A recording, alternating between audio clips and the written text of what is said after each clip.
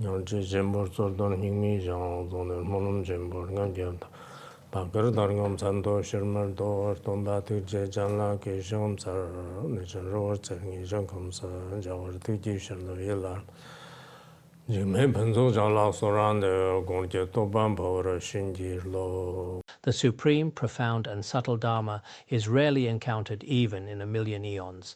Now that I see, hear, and uphold it, I vow to realize the Tathagata's true meaning, to liberate all sentient beings. Please give rise to the supreme and extraordinary bodhicitta. Today, I am preparing to begin teaching you the Entering the Middle Way composed by Master Chandrakirti. Regarding this Entering the Middle Way, I actually taught it many times in the early days. However, it has been a long time since I last taught it. I have wanted to share it with you on many occasions, but the conditions never quite came together until now. So this year I would like to offer a concise explanation of the original text of Entering the Middle Way, and primarily refer to the commentary by Khenpo Tepa to provide a straightforward interpretation for everyone. I think most of you are basically aware that if you are studying Madhyamaka, root verses of the Middle Way, 400 stanzas on the Middle Way, and Entering the Middle Way are three exceptionally important treatises. Of course, for those who haven't studied Madhyamaka, this might seem like just any other book that doesn't offer much inspiration. As for myself, I have deep conviction in Madhyamaka. It is more than just belief. Relying on these teachings has shaped my understanding and the way I respond to the changes of life. Through the blessings of the lineage masters, I have experienced many inconceivable benefits. That's why, back when I first became a monk, I dedicated a vast amount of time to studying Madhyamaka. During that period, our truly great masters were still with us, including His Holiness Jigme Phuntsok Rinpoche and Khenpo Tepa, among others. They were all still present in the world, and so I was able to receive their methods for explaining Madhyamaka. While fully mastering the profound meaning can be quite difficult, regardless of that, I have a deep, joyful interest in Madhyamaka. In recent years, I have heard that our fellow practitioners and Buddhist friends are not only studying the words of my perfect teacher and other relatively simple teachings, but a significant number of people also have faith in the Madhyamaka teachings, such as root verses of the Middle Way. Many have even taken the initiative to gather and study together. This is truly very meaningful. Therefore, my main goal this time is to teach you the Madhyamaka treatise, Entering the Middle Way. On the surface, the verses of Entering the Middle Way and its commentaries don't seem particularly long. In reality, however, a vast ocean of teachings converged into one. Consequently, if we want to truly understand it, it is not simple at all. In the Tibetan tradition, there are over 100 different commentaries, and for Entering the Middle Way alone, there are so many. Every school of Tibetan Buddhism studies it, and their perspectives are quite diverse. In fact, if we have the time, it is indeed necessary to set aside many worldly distractions and deeply contemplate these Madhyamaka teachings. It is incredibly meaningful for one's life. Personally speaking, I have taught this many times before. Back when I first arrived in 1985, around 1986, I was mainly focusing on memorization. Later, His Holiness also taught the auto-commentary on Entering the Middle Way, and I studied it very diligently. Afterward, during a Dharma assembly, Khenpo Tepa came to participate at the academy. Several of us Khenpos listened to his teachings. After 1987, I began giving explanations to both Chinese and Tibetan students. Around 1990, I explained the verses of Entering the Middle Way. Later, I taught Master Tsongkhapa's Illuminating the Intent. I believe I taught one part first, then went to India and continued upon my return. By 1992, following Mipham Rinpoche's outline, I produced my very first translation. That is to say, the outline for Entering the Middle Way was my first ever work as a translator. It was the first time I did a translation. Looking back at that work last year, I can see now that in many ways the phrasing was quite flawed, yet it feels like a piece of history. Beginning the translation in that manner back then represents the thoughts and the context of that time. So I have chosen to keep it as it is. As for my own journey, particularly back in 1989, His Holiness Jigme Phuntsok Rinpoche traveled to Beijing. I had hoped to join him, but things didn't work out. Since I couldn't go, I stayed behind at the academy and gave teachings to a small group of Tibetan monks on entering the middle way and the commentary on the adornment of the middle way, as well as the treatise on dispelling doubts by Danshul and the sunlight of debate. At that time, I felt I had consulted a wide variety of Madhyamaka texts, especially from the Sakya, Gelug, and Nyingma schools. I was leafing through all these perspectives, and in the process of studying them, I found them to be incredibly inspiring. Sometimes I think back, we were just like the passionate youth today. Back then, whenever Madhyamaka was mentioned, everyone would be filled with such profound confidence. Whether it was through research or dialogue, our exchanges were extremely intense and lively. During those classes I taught, there were several monks who had just recently arrived. Today, they have become truly remarkable masters here at the Academy. So, for me personally, in those early days, I spent a lot of time studying entering the middle way and taught it to others quite frequently. However, after 1994, as far as I can recall, I basically stopped teaching it. It has been nearly 30 years since I last lectured on it. A few years ago, I began translating Khenpo Tepa's commentary. In my opinion, this particular commentary is neither too extensive nor too brief. Most importantly, Khenpo managed to articulate the major debates and critical issues with a remarkable, effortless clarity. It is vital to establish a clear view based on our own lineage. I'm not saying this simply to praise him because he was my teacher. I believe when discussing Madhyamaka, there is absolutely no need for that. But I will be quite frank, among the commentaries on entering the middle way available today, some are too wordy, while others are too vague. Explaining the most essential principles using Mifam Rinpoche's outline is by no means an easy task. This is no small feat. That's why I've translated it this time to share it with all of you. Are the insights within it really that profound? You are all wise and discerning, and you will know once you examine them. Khenpo primarily relied on the auto-commentary on entering the middle way, using very accessible and clear language to explain the meaning of entering the middle way. This is of great importance. Later, around 2017, I also used a 3-session series to discuss the essential principles of the treatise while giving the oral transmission to everyone. Then there is another way to approach this work. Master Chandrakirti also wrote the clear words. I spent a vast amount of time translating it into Chinese, and it was published as well. By mentioning all this, it's not to say, I've studied this, so you should too. Look at how much I've done. That's not my intention. I don't mean it that way. Even though I haven't taught it in a while, and it's been some time since I lectured on it, I remain very familiar with its contents. In fact, it is the one treatise in my life that has resonated with me the most. Perhaps it was because I had just become a monk and was fortunate enough to meet such wonderful masters. The atmosphere and the power of blessing surrounding them were truly unique. So I do have a personal history and extensive experience with these teachings. There are profound principles within them. Today, as we explore entering the middle way, I will share whatever knowledge I can recall from those early years. I will explain it to you. The learning process might seem a bit dry or challenging at times, particularly for those who haven't studied Prajnaparamita emptiness or have only practiced simpler methods. These teachings might be hard to grasp at first. They might not understand it immediately. But for those who have studied Madhyamaka before, they will find many extremely profound truths here. Studying these is incredibly meaningful. So, it is my hope that whether you are studying the root stanzas of the middle way, or the 400 stanzas on the middle way, or the adornment of the middle way, many of us are missing this key piece, particularly on my part. Throughout the years of sharing the Dharma with you, I haven't actually taught entering the middle way for a long while. Materials from those earlier teachings aren't really available. Many Khenpos, Khenmos, and fellow practitioners have repeatedly asked me to teach entering the middle way, but conditions are quite mysterious. When I wanted to teach it, they weren't ripe.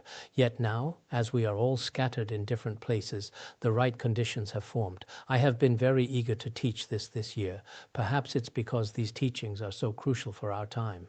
Nowadays, everyone has such a strong grasping at true existence, a truly intense sense of reification. Under these circumstances, if one can learn something of the prajna paramita emptiness, its merit and its significance will be extraordinary and profoundly meaningful. On the other hand, now that I've reached this age, if I don't teach it now, I might not have another opportunity later. So I personally view this teaching of entering the middle way as likely the last time in my life. I simply won't have enough time to teach it all over again. That is unlikely to happen.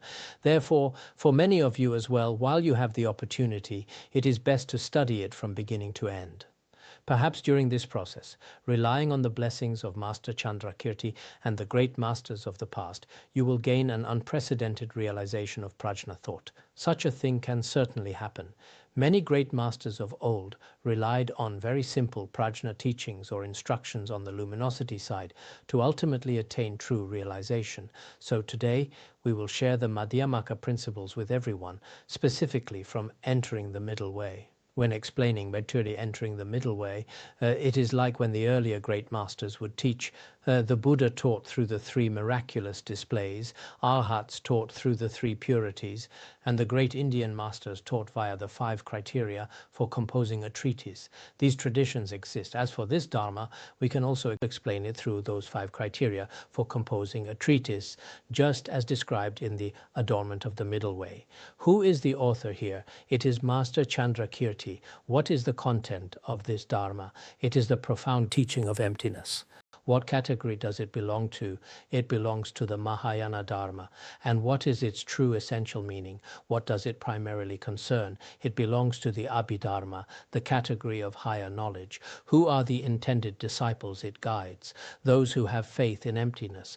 As described in the 6th chapter, those who upon hearing of emptiness feel their hair stand on end and are filled with joy, they are the intended disciples here.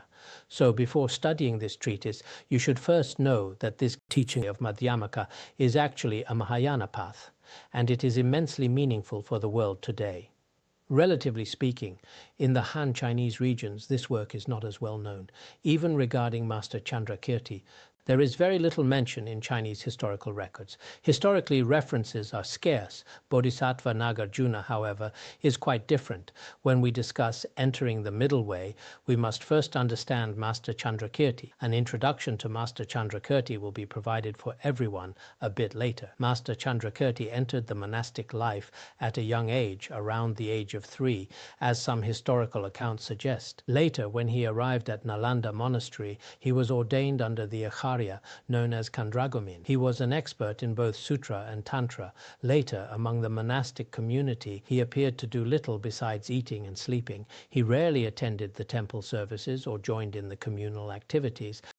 At that point, many people wanted to expel him. However, Chandragomin would not allow it. Eventually, as a last resort, they had him herd the community's cattle. Yet Master Chandrakirti didn't go out to herd them. Instead, he drew a picture of a cow on a wall. Through that drawing, he manifested a miracle. At the time, milk was needed for the monks to drink. By using that painted cow, he provided milk for everyone. He performed many such miraculous feats, which are also mentioned in the later parts of Entering the Middle Way. So it's important that we all get to know Chandrakirti. He was truly an incredible, highly realized master. In the entire tradition of Tibetan Buddhism, honestly, when you mention Chandrakirti and Nagarjuna, it's like talking about the most authoritative figures in the world today. Throughout the Buddhist world, no matter which school or lineage you follow, if a view comes from Chandrakirti, nobody would even think of denying it.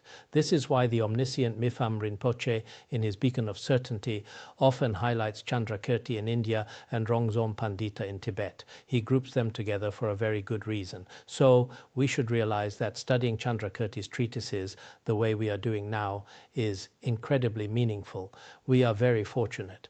Now, when we talk about Chandrakirti's Madhyamaka, we are essentially talking about the thought of Nagarjuna, and Nagarjuna himself was foretold in several sutras. For instance, in the Great Drum Sutra, it says that about 400 years after the Buddha's passing, a monk named Srivatsa would appear to spread the teachings. That was the prophecy. Then, in the Dharma Cloud Sutra, the Buddha predicted that Nagarjuna would spread the Dharma throughout the world 3 times. The first time was when many invaders appeared. He appeared as a pandita and defeated those opposing views. The second time the sound of Dharma was heard was when Nagarjuna was teaching Madhyamaka philosophy. Every day, 2 young boys would come to listen. It seemed that from the bodies of these 2 boys there was an incredibly sweet fragrance. Later, Nagarjuna asked them about it. They were 2 boys from the Naga palace, and they were carrying the scent of sandalwood.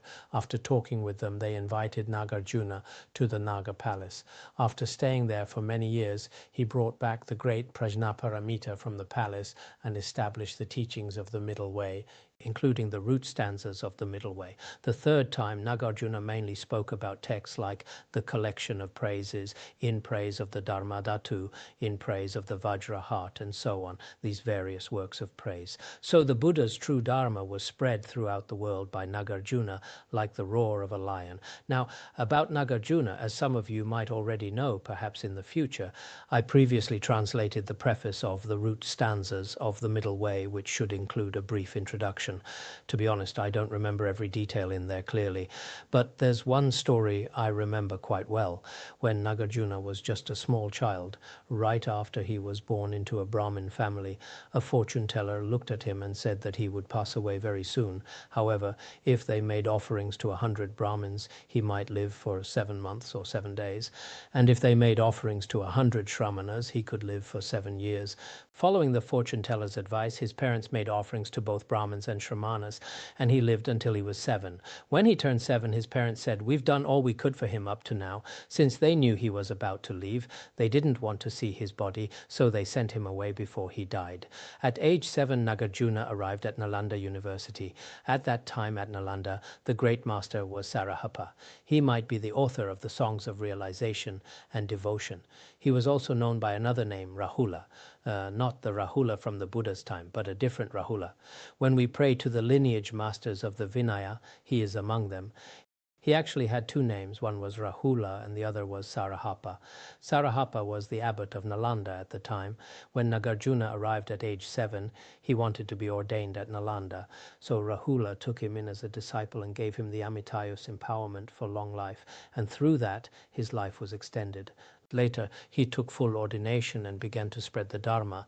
Sarahapa knew he was destined to be someone extraordinary, because Sarahapa was not only a founder of Nalanda, but also the one who ordained Nagarjuna, and Sarahapa could already see his incredible potential. Furthermore, in the Lankavatara Sutra and many other sutras, there are prophecies. For instance, in the version translated by Shikshananda, who also translated many other works like the Kshitigarbha Sutra, it says something like, "Mahamati, you should know that after the Buddha, the Sugata, passes into Nirvana, in the future there will be one who upholds my teachings."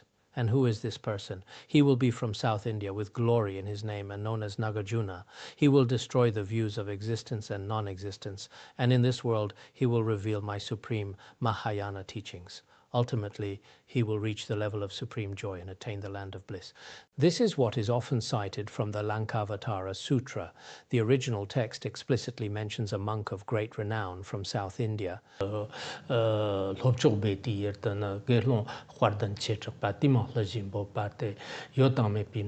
This scriptural citation also exists in the Tibetan tradition. It can be said that Bodhisattva Nagarjuna received the authentic prophecy of the Buddha himself.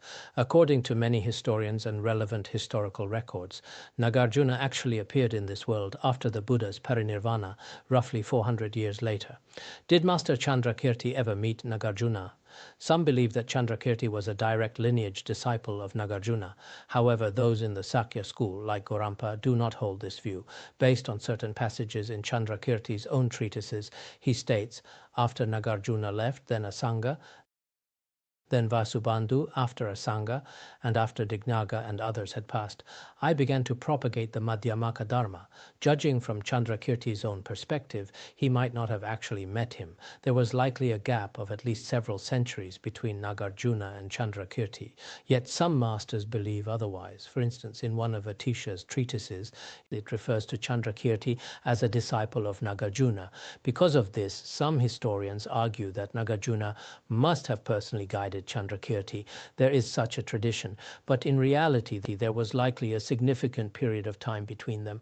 I recall when Sakya Pandita came to the Han regions, someone asked him, "Did Chandrakirti ever truly meet Nagarjuna?" Sakya Pandita replied that they had not. If they never met, the person asked, then why did Atisha say that Chandrakirti was Nagarjuna's disciple? What does that mean?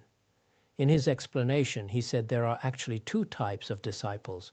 One is a direct personal disciple, and the other is a lineage descendant, one who receives the teaching indirectly through the lineage. There are these two cases.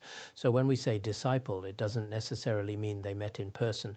There is such an interpretation. Looking at the relevant historical data, it is likely that Nagarjuna belonged to an earlier era, and Chandrakirti appeared in the world much later, so they might not have met face to face. However, that he realized Nagarjuna's ultimate intent is beyond any doubt. Therefore, in our process of study, if we study with great sincerity, we will receive the blessings of Master Chandrakirti. That was a brief overview of the history regarding Nagarjuna and Chandrakirti.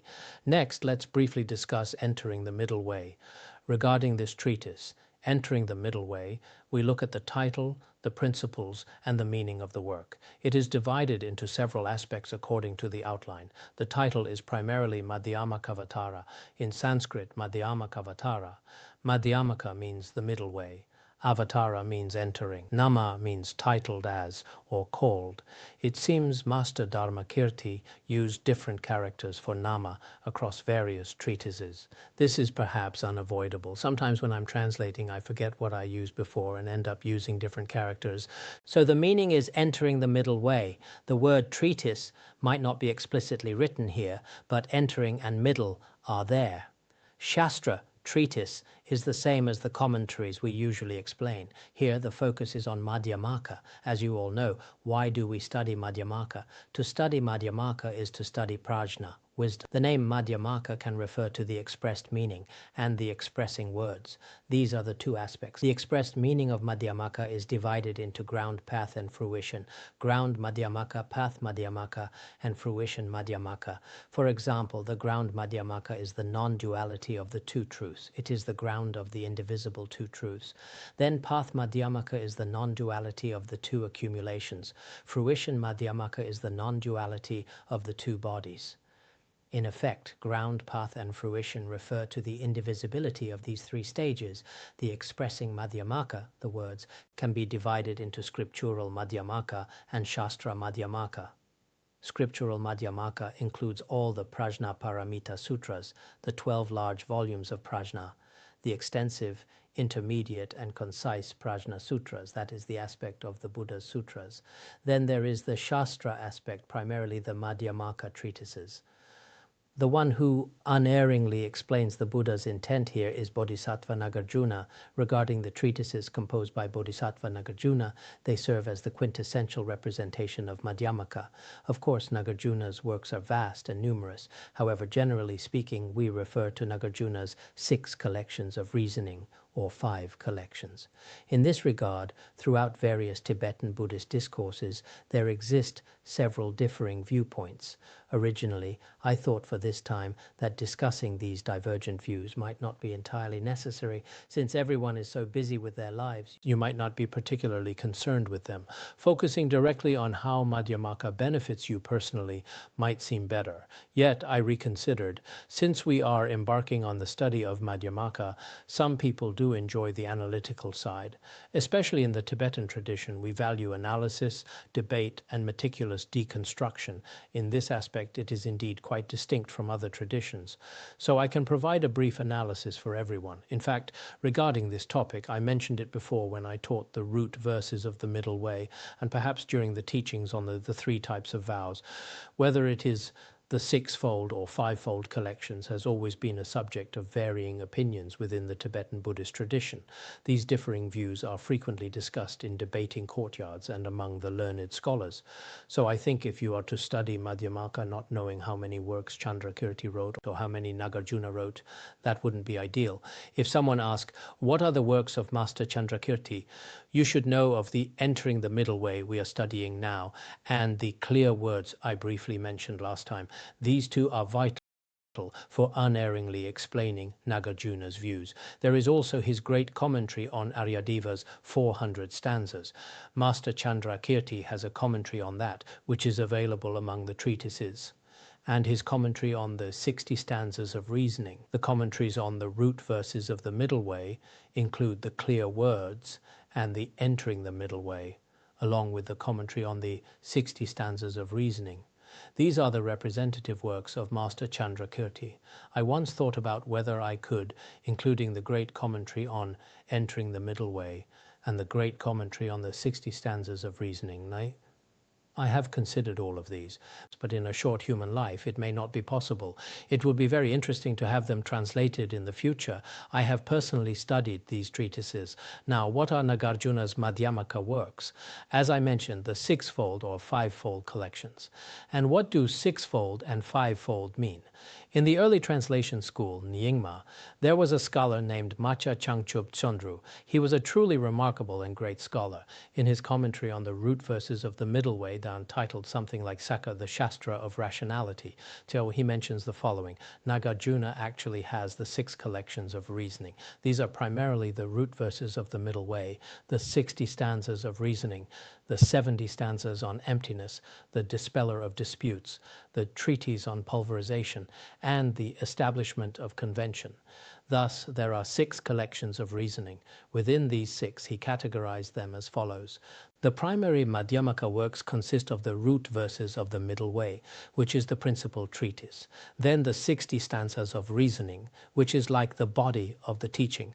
These are the 2 root Madhyamaka works.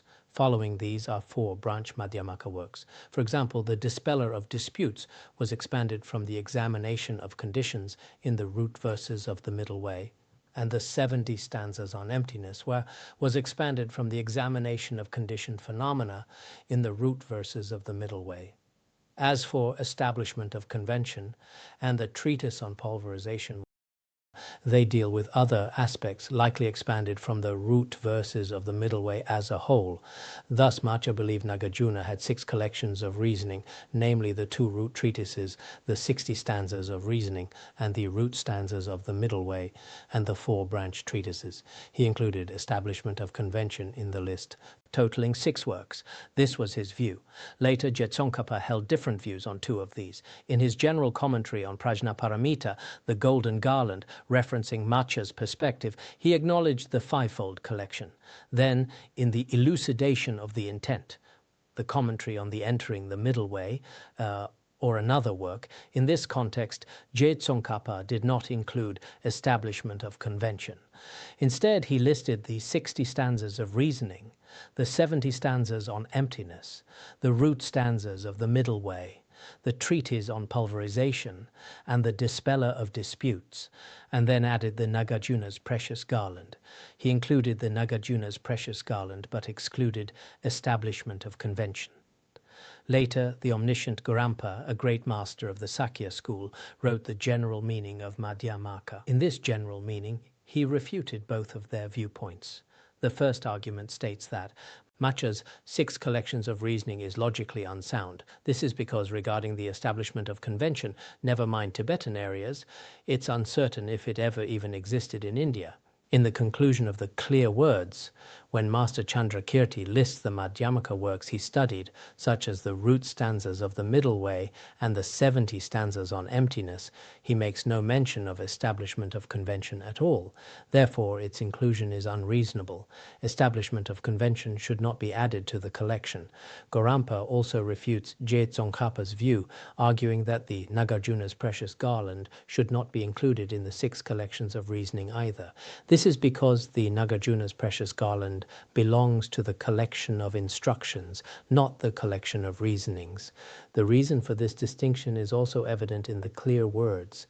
The Nagarjuna's precious garland consists of advice given to a king it was never categorized as a pure work of Madhyamaka reasoning, so both of these inclusions are logically flawed.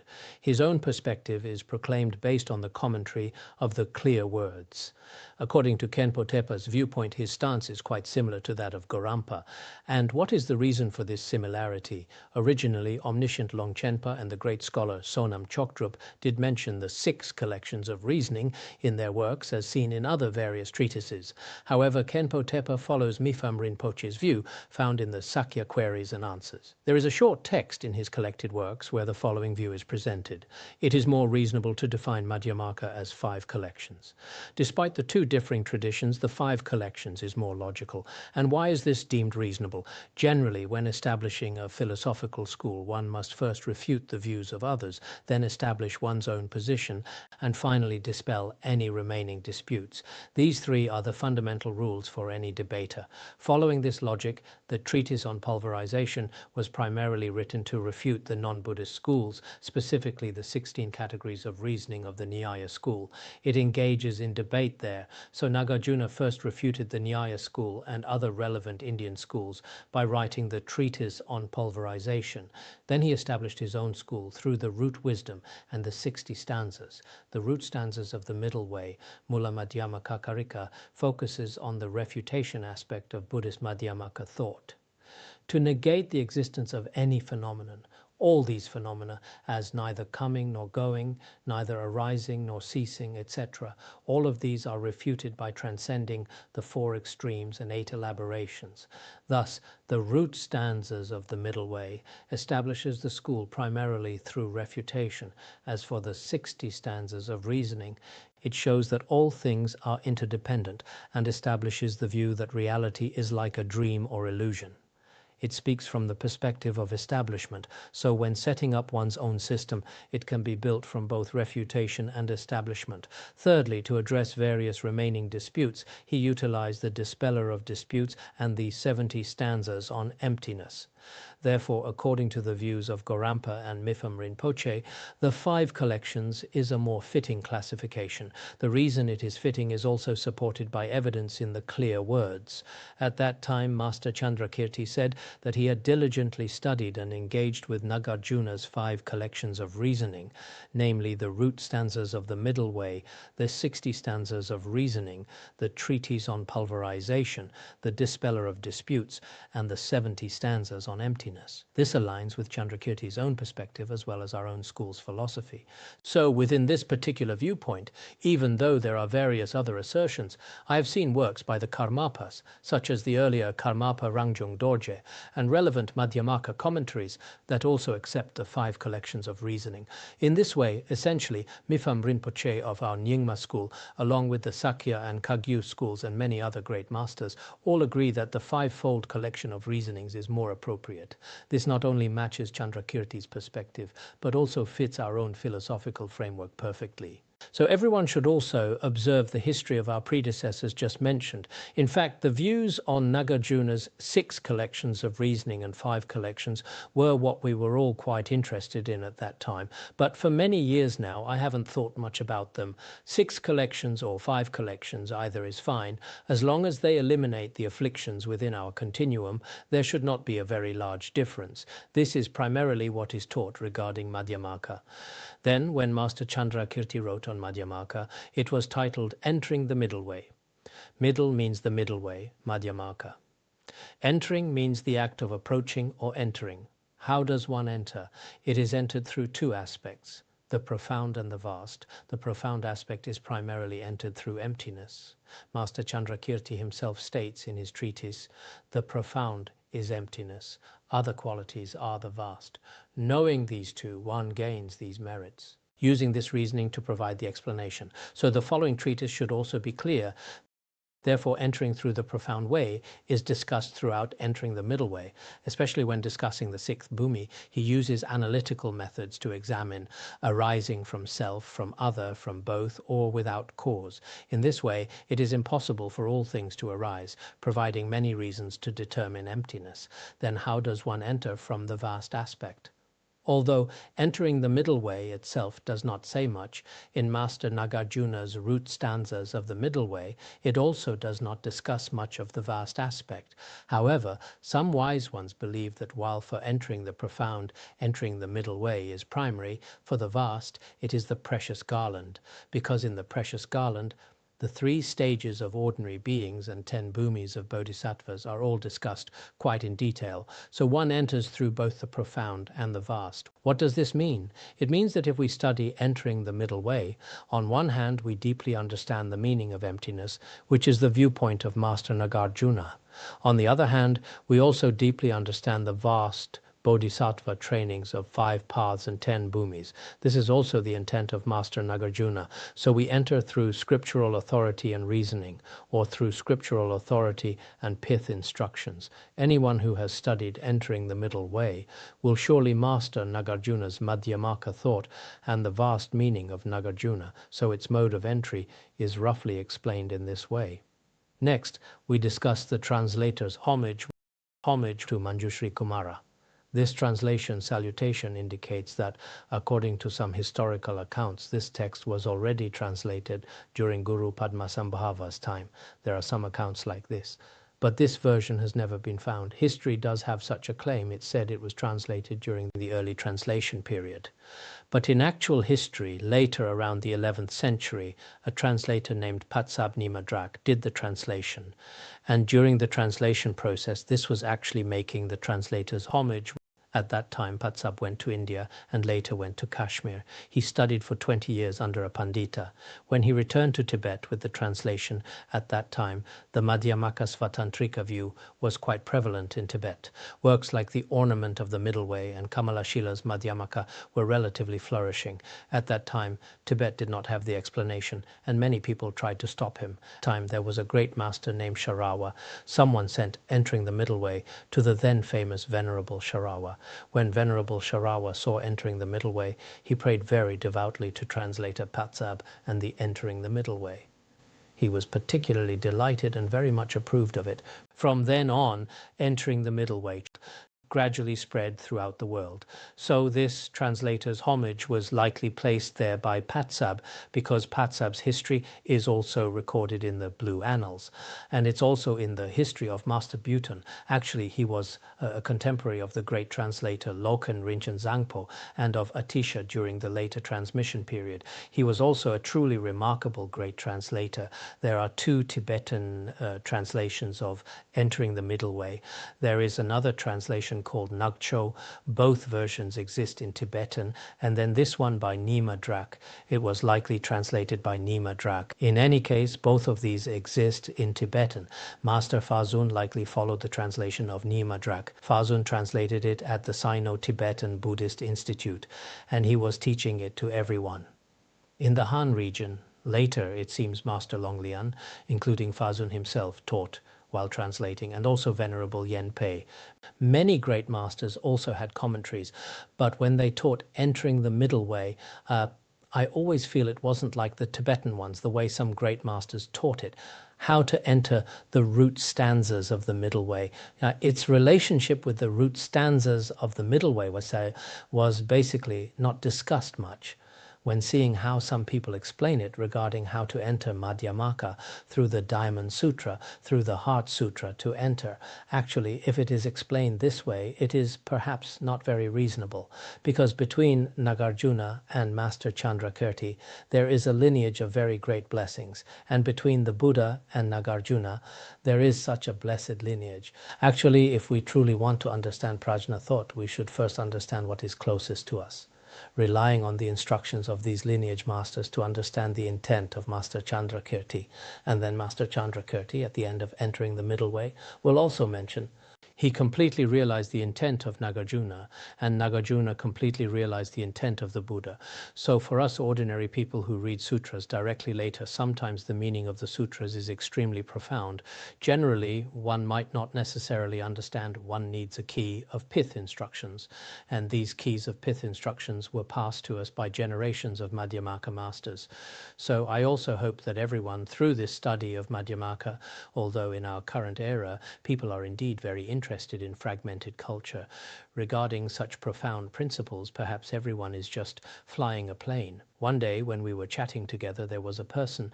I asked him how his driving was. He said he was driving very well. He then continued, "I am also very good at flying a plane." A Khenpo nearby asked curiously, "How do you fly a plane?" He said, "Usually during class I am quite good at flying planes." Later everyone understood what he meant. So in our current era, let alone Madhyamaka, even basic worldly topics, some longer Buddhist lessons, might not necessarily enter the heart.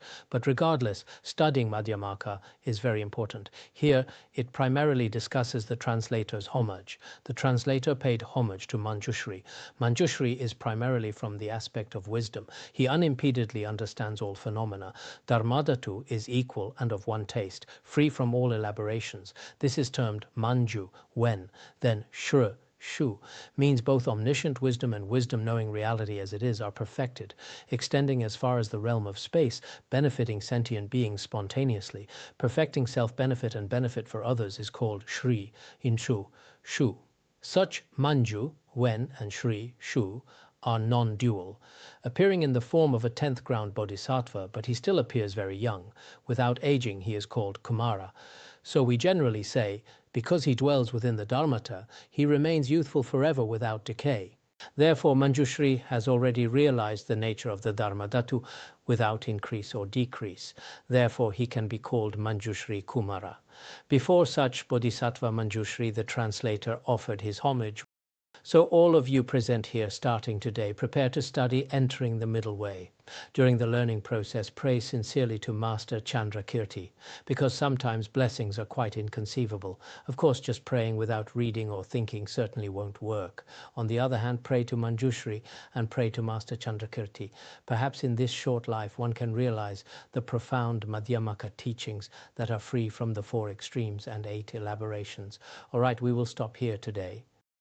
Sonandai Tamse Rupanya Tonani Jana Pasi Jirgana Jirano Chupai Chupun Sonen Droa Droa Bandangara Badna Sodargye Bandangara Badna Sodargye